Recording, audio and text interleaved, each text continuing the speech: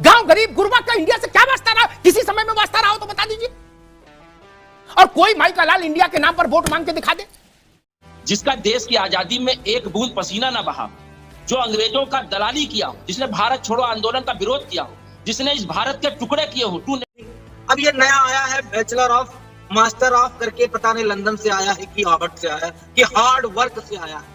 अब ये जो करेगा बेहतर करेगा, और तो कोई कुछ क्या आ रहा है। उनकी बात खत्म। मैं ऐसा इनको जो सत्ता, जिनको जनता ने सत्ता दी, ये सत्ता नहीं चलाएंगे। बोले क्यों? बोले हमने आजादी की लड़ाई लड़ी इसलिए हम चलाएंगे। आपको वोट 2% मिला, ये तो मानो।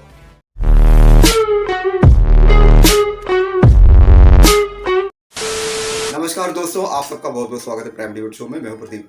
दुनिया में 195 कंट्रीज है और सभी जितने भी देश है सभी के एक नाम है, एक से ज़्यादा किसी के नाम नहीं है। सिर्फ भारत, हमारा जो भारत देश है, इसे 3 नामों से जाना जाता है: भारत, इंडिया, हिंदुस्तान। ये कोई बताने की जरूरत नहीं है। और इसका हमारे देश भारत का ऐतिहासिक नाम भारत ही है। लेकिन इतिहास में हुए जो भी बातें हैं, आप सबको पता है कि क्यों इस देश का नाम इंडिया पड़ा, हिंदुस्तान पड़ा।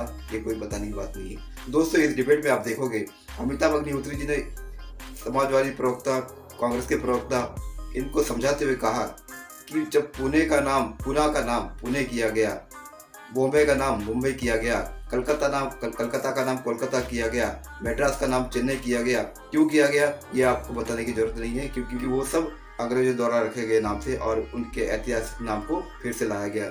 तो जब भारत को भारत नाम दिया जा रहा है तो आपको इतनी चिढ़ क्यों हो रही है? इसको हम भारत को मूलतः अपने भारत के प्राचीन नाम को प्रयोग में लाने की बात करें तो आपको चिढ़ क्यों हो रही है? तो दोस्तों, इस डिबेट में अमिताभ अग्निहोत्री जी ने इन सभी तथ्यों के साथ सभी विपक्षी पार्टियों को धराशायी कर दिया गया। यही है डिबेट का टॉपिक। तो दोस्तों, डिबेट बहुत घमासान हुई है और डिबेट बहुत ज़बरदस्त बनी है।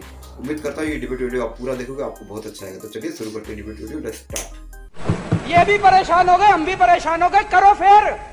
कि भारत के संविधान में टेक्निकल स्थिति को अगर समझें, क्योंकि थितरई तो एक सीमा से आगे जाती नहीं ना भाई। थितरई मान लो कहीं छत पर खड़े होकर चिल्लाने लगो, उससे तो कुछ हासिल होना नहीं है। अल्टीमेटली तथ्य पे ही जाना है। ठीक, ये लोग ये और कह देंगे इनको दौरा पड़ता है, इसके अलावा क्या कहेंगे? मूल प्रश्न खड़ा होता है, संविधान ने भारत और इंडिया दोनों शब्दों की अनुमति दी। संविधान ने, मेरी बात गौर से सुनिएगा तभी उत्तर आ पाएगा। इसी पर सबसे उत्तर लूंगा एक ही प्रश्न पर। संविधान ने ये कहीं एम्बार्गो नहीं लगाया कि 10 में 5 बार इंडिया लिखा जाएगा, 5 बार भारत लिखा जाएगा, या कोई संख्या दी हो, नहीं। संविधान ने यह भी निरूपित नहीं किया कि इन नया मनोज अभी नहीं आएंगे तो कि इन अवसरों पर भारत लिखा जाएगा, इन अवसरों पर इंडिया, यह भी नहीं आया। फिर समस्या क्या है? अभी तो कुछ भी संविधान के चार दीवारी के बाहर हुआ ही नहीं। या आप कांग्रेस को लगता है कि संविधान की ही चार दीवारी कहीं लांघ दी गई? देखिए, भारत का जो संविधान है, बाबा साहब और ड्राफ्टिंग कमेटी ने जितनी बार लिखा है उसमें इंडिया और भारत दोनों शब्द का इस्तेमाल किया है। कहीं ये उन लोगों का अधिकार है जिसने इस देश को अपने खून पसीने से आजाद कराया है, निर्माण किया है। जिसका देश की आजादी में एक बूंद पसीना ना बहा, जो अंग्रेजों का दलाली किया हो, जिसने भारत छोड़ो आंदोलन का विरोध किया हो, जिसने इस भारत के टुकड़े किए हो। 2 नेशन थ्योरी कौन लेकर आया? इन्हीं के सावरकर लेकर आए, गोलवरकर लेकर आए, भारत को टुकड़े करने वाले, जिसने भारत की सीमाओं को सुरक्षित किया। नहीं तो अब क्या आप ये कह रहे हो कि कांग्रेस को सत्ता चलाने का अधिकार दे दिया जाए? चुनाव में जीत के आओ, आप सत्ता चलाओ। भाई मनमोहन सिंह के समय आप चला रहे थे ना, अब तो दुख नहीं। मेरी बात पूरी होने दीजिए, क्योंकि आप आवाज बंद करवा देते हैं। जब आप अपनी बात बोलते हैं तो हम लोगों की आवाज बंद कर देते हैं। हाँ, सब लोग एक साथ नहीं बोल सकते ना विकास, सब लोग एक साथ नहीं बोल सकते। जी अग्निहोत्री जी, इस बात को स्वीकार करिए, आपके चैनल में लोकतंत्र का जितना गला घोटा जाता है ये पूरे विश्व में कहीं नहीं घोटा जाता होगा।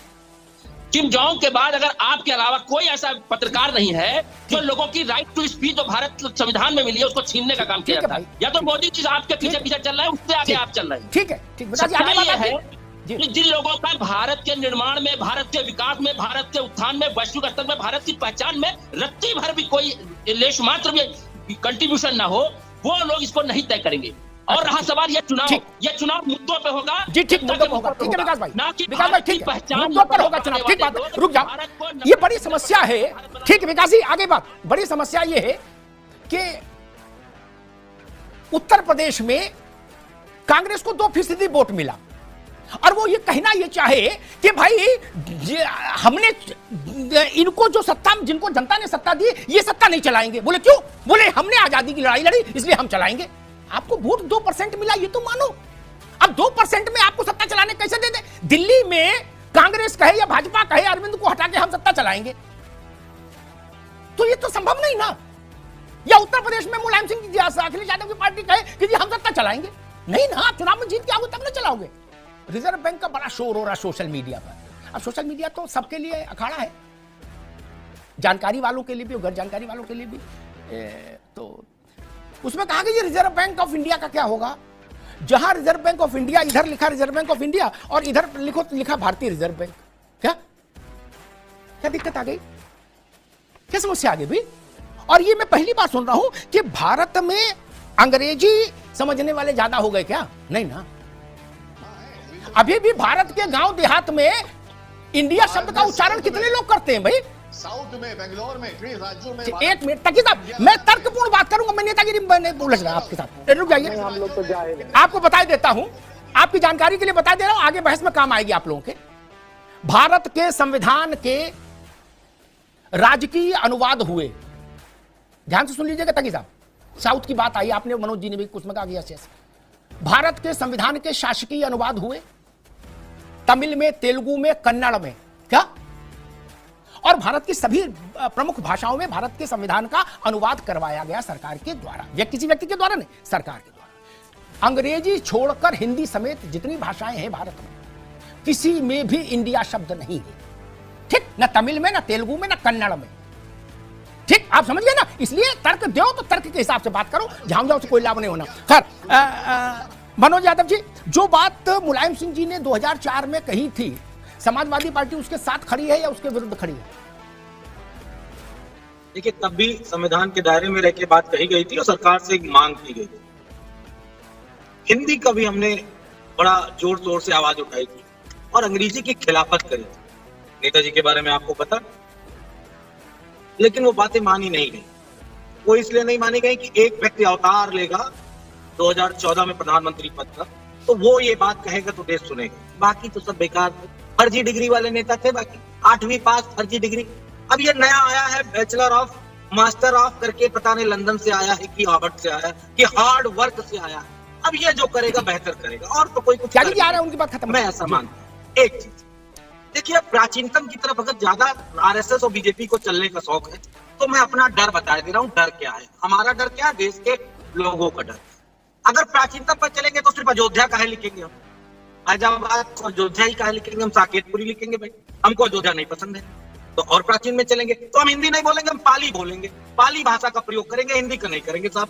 और प्राचीनतम चलेंगे तो जब देश में दलितों, पिछड़ों, किसानों, मजदूरों की बहन बेटियों को स्तन ढकने के लिए टैक्स देना पड़ता था। आप शायद हो सकता है ये दर्द ना समझे, हम समझेंगे क्योंकि मैं पिछड़े वर्ग से आता हूँ। टैक्स देना पड़ता था स्तन ढकने के लिए।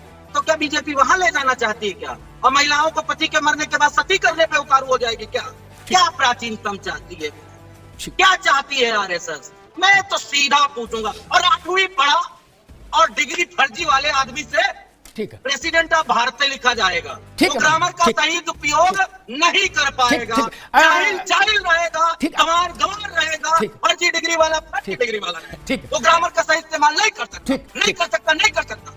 ठीक है, पढ़ा लिखा नेता चाहिए देश को, जाहिल नहीं चाहिए। क्विट इंडिया और भारत छोड़ो, दोनों बातें अमिताभ जी देश ठीक, में देखी हैं। ठीक, ठीक, मनोज यादव वाली बात अब जाहिलों के लिए अब निष्ठा की, अब आप रुकना होगा भैया, अब रुकना होगा, चिल्लाओ नहीं। अरे कहाँ इतना उत्तेजित हो रहे हो यार? अभी चुनाव आ तो रहा है, 8 तारीख को रिजल्ट आ रहा है, एक रिजल्ट तो आ ही रहा, काय को इतना चिल्ला रहे हो? अब लोग अरे गजब कर रहे हो, इतना चिल्ला रहे हो, लग रहा है कि पता नहीं क्या कर डालोगे यार। जनता का वोट भरोसा पैदा करो, चिल्लाने की जरूरत नहीं पड़ेगी, वोट मिलेगा तो। अब वोट नहीं मिलेगा तो चाहे जितना चिल्लाओ, फिर कुछ नहीं हासिल होगा भैया, ये जान लो।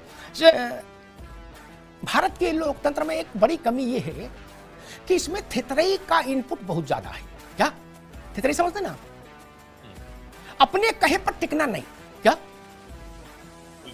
सोमवार को बोलो, मंगल को मुकर जाओ, कोई ना, ऐसी बात नहीं। अच्छा मनोज, आप मेरी आपकी आवाज नहीं जाएगी ना, अभी अब आई जाएगी नहीं, अभी रुकना होगा। आपको अवसर मिला तो उस वक्त सारी बात कह लेते, अब नहीं आएगी। ठीक, मैं कहता हूं कि मेरे लिए सबसे बड़ा नपना है जनादेश। आप अच्छे हैं तो जनता आपको वोट कर रही है, आप अच्छे नहीं है तो जनता वोट नहीं कर रही, बात खत्म हो गई। नहीं, इसमें एक दूसरे का कुर्ता फाड़ने की तो नौबत नहीं आनी चाहिए। जनता ने जिनको नकार दिया, इसका मतलब लोकतंत्र में जनता उनको भरोसा नहीं कर रही। जब अच्छे मानती थी तो वोट करती थी। ये बेसिक चीज सबको ख्याल रखना चाहिए। इस देश में कई महत्वपूर्ण नाम परिवर्तन हुए अलग अलग पार्टियों की सरकारों में। वामपंथी सरकार थी जिसने परिवर्तन किया, कलकत्ता, ठीक कहा भाई कलकत्ता में वो फील नहीं आ रही है, वो परंपराओं का से जुड़ाव नहीं है जो कोलकाता से आना चाहिए, इसलिए कोलकाता करेंगे। कोलकाता हो गया, वहां जनसंख्या नहीं थी, वो थे। दूसरा उदाहरण देता हूं, पुणे, पूना और पुणे, किसकी सरकार थी वहां जब ये किया गया? आपके पुणे करेंगे, क्योंकि पूना जो अंग्रेजों ने किया था उससे उन्होंने कहा कि हमारा कोई लेने देना नहीं। तमिलनाडु में किसकी सरकार थी जब मद्रास प्रेसिडेंसी को चेन्नई किया गया? कहा मद्रास अंग्रेज नाम दे गए, हमें कभी हमने नहीं कहा मद्रास से हमारा कोई लेने देना। जनता ने रिवोल्ट किया, बदल गया। बंबई, अंग्रेजों ने नाम दिया था बंबई, भारत की आर्थिक राजधानी थी। कोई वो ऐसा नहीं था कि एटा इटावा था, एटा इटावा नहीं था। मुंबई, बंबई भारत की राजधानी थी, इंटरनेशनली नोन शहर था भारत का। क्यों बदल दिया, मुंबई कर दिया? उन्होंने कहा बंबई क्या होता, मुंबा देवी से जुड़ा है मुंबई, वो इसकी पहचान है, कर दिया ना।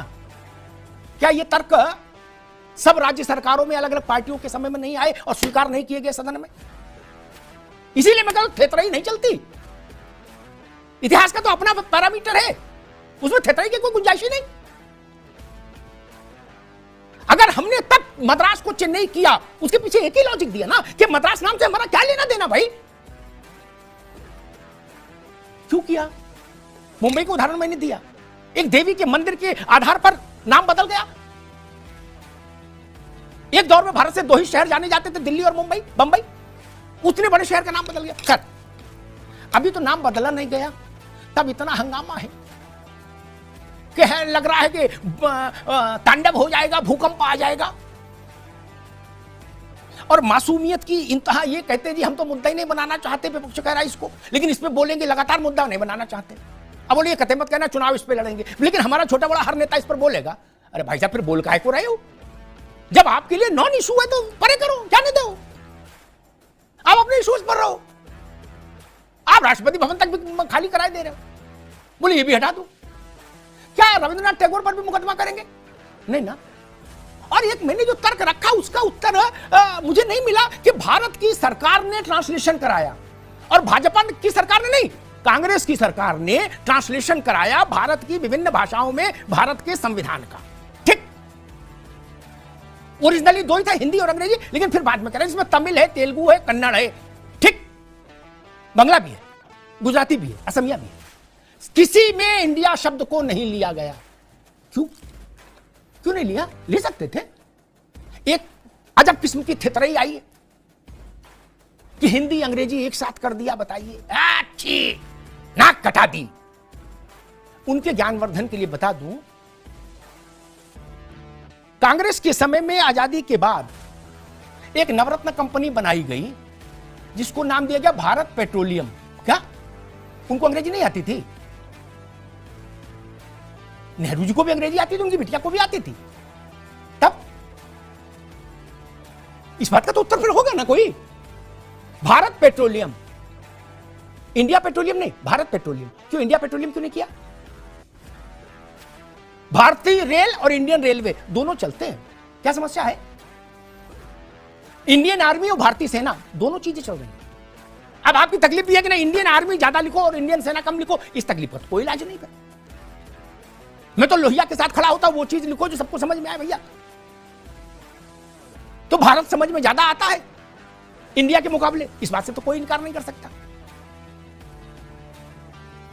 एक जो अभिजात्य मानसिकता है ना देश में कुछ लोगों की, ये फ्यूडल मेंटालिटी, वो जन आम जन को अपने साथ खड़े नहीं करना चाहते, इसलिए इंडिया को प्रवेल करते रहना चाहते हैं। क्या गांव गरीब गुरबा का इंडिया से क्या वास्ता रहा? किसी समय में वास्ता रहा हो तो बता दीजिए। और कोई माई का लाल इंडिया के नाम पर वोट मांग के दिखा दे, कोई माई का लाल इंडिया के नाम पर वोट मांग के दिखा देना। अभी तो 160 दिन बाद चुनाव है, और नहीं तो चलो अभी तो 160 छोड़ो, नवंबर में चुनाव है, राजस्थान में, छत्तीसगढ़ में, मध्य प्रदेश में। आइए इंडिया के नाम पर वोट मांग लीजिए, पता लग जाएगा कांकेर में कौन है, आदिवासी इलाके में कौन इंडिया जान रहा है? पता लग जाएगा ना, वही तो भारत के लोग हैं। उनके नाम पर वोट मांगिए ना, और कहिए कि भाई ये गलत प्रयोग है, इंडिया ही चलना चाहिए। मैं तो हैरान हूं, श्यामा प्रसाद मुखर्जी ने 15 सितंबर को 1949 में यह प्रस्ताव रखा था संविधान सभा के सामने कि केवल भारत ही रखो नाम, 2 नाम नहीं चलने चाहिए, लेकिन नहीं माना गया। क्या नहीं भाई, चलो दोनों चला लो। कहीं आपने सुना कि देश के 2 नाम? ना, देश के 2 नाम नहीं होते, एक चीज। और दूसरी चीज, देशों ने अपने नाम बदले, प्रदेशों ने अपने नाम बदले, शहरों ने अपने नाम बदले। उड़ीसा था, जब मैं पत्रकारिता करने आया था और अवनीश त्यागी जी आए थे पत्रकारिता करने, तब उड़ीसा था। नवीन बाबू ने उसको ओडिशा कर दिया, किया ना? क्या समस्या है? वो गांव देहात के विरोध में हो गए, वो सांप्रदायिक हो गए। अरे अपनी जड़ से जुड़ा नाम रखने में क्या समस्या है भाई? आप उसके भी खिलाफ खड़े हो। जनता माफ नहीं करेगी। मजा आया।